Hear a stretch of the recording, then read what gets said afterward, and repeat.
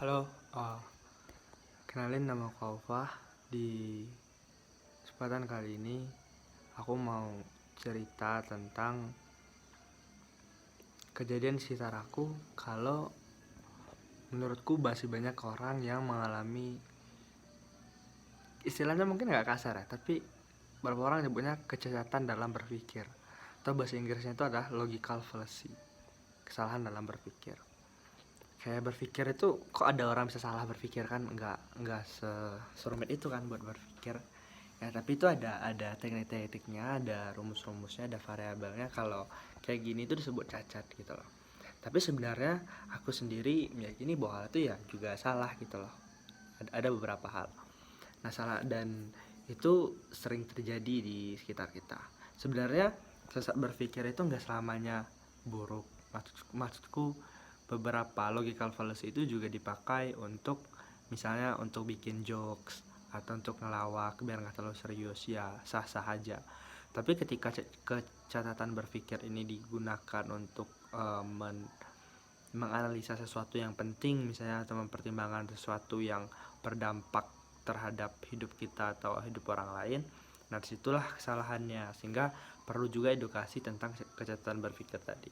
Nah, di kesempatan kali ini tuh aku tuh mau cerita tentang salah satu kecacatan berpikir yang juga yang juga sangat sering terjadi, yaitu false dichotomy atau dikotomi yang salah gitu. False dichotomy, di itu artinya dua ya. Jadi false dichotomy itu gini, false dichotomy itu singkatnya ketika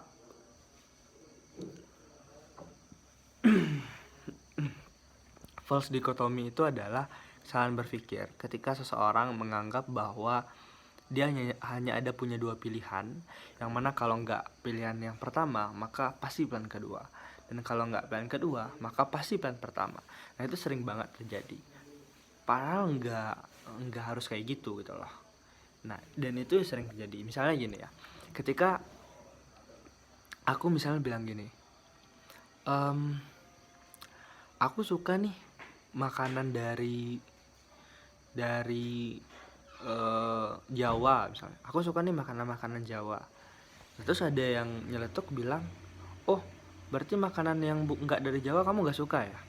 Nah nggak gitu. Maksudnya aku cuma mau ngasih tahu kalau aku suka makanan Jawa, bukan berarti aku nggak suka makanan non Jawa. Kayak soalnya kalau nggak A ya pasti B gitu. Kalau nggak B ya pasti A. Soalnya kalau aku suka makanan Jawa, kalau aku ngomong itu ya aku pasti nggak suka yang kebalikannya. Karena kan nggak gitu. Kalau jadi teman-teman, dalam pandanganku, ketika kita dihadapkan dengan dua pilihan, asal ada A atau B, seenggaknya tuh kita punya 4 cara untuk bersikap terhadap pilihan tersebut. Seenggaknya ya, setidaknya. Cara pertama, pilih A. Cara kedua, pilih B. Cara ketiga, kalian bisa pilih kedua-duanya. Atau cara keempat, kalian bisa nggak pilih kedua-duanya gitu loh. Jadi misalnya kalau ada tentang makanan Jawa sama makanan non Jawa, maka ada 4 sikap juga. Ada orang yang suka makanan Jawa tapi nggak suka makanan non Jawa.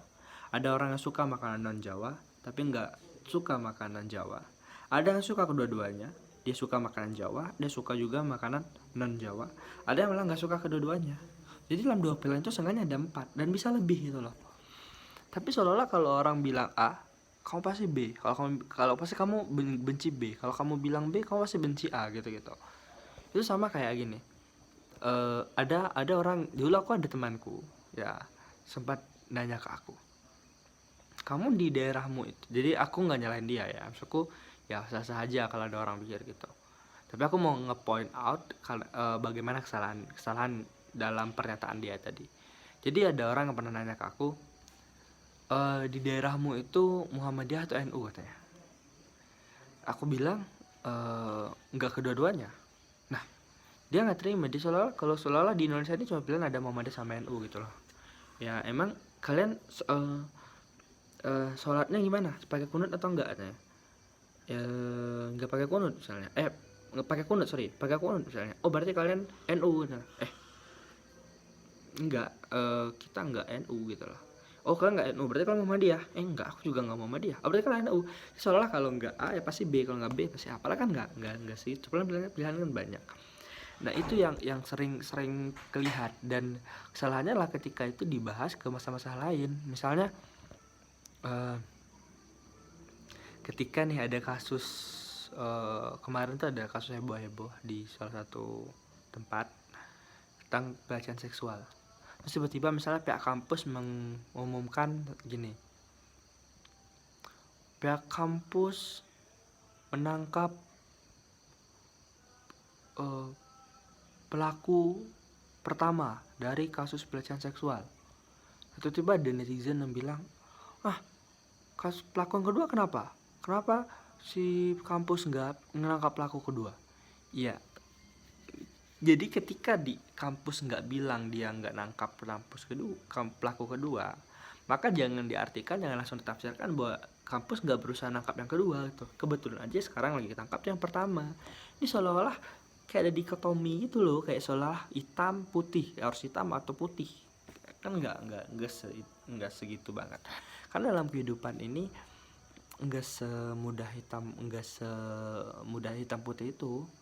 Kadang ada abu-abunya di tengahnya gitu. Jadi aku ngasih tahu bahwa itu satu kejahatan berpikir ya. Jadi kalau ada orang yang bilang itu ya sebenarnya dia lagi salah gitu loh menurutku.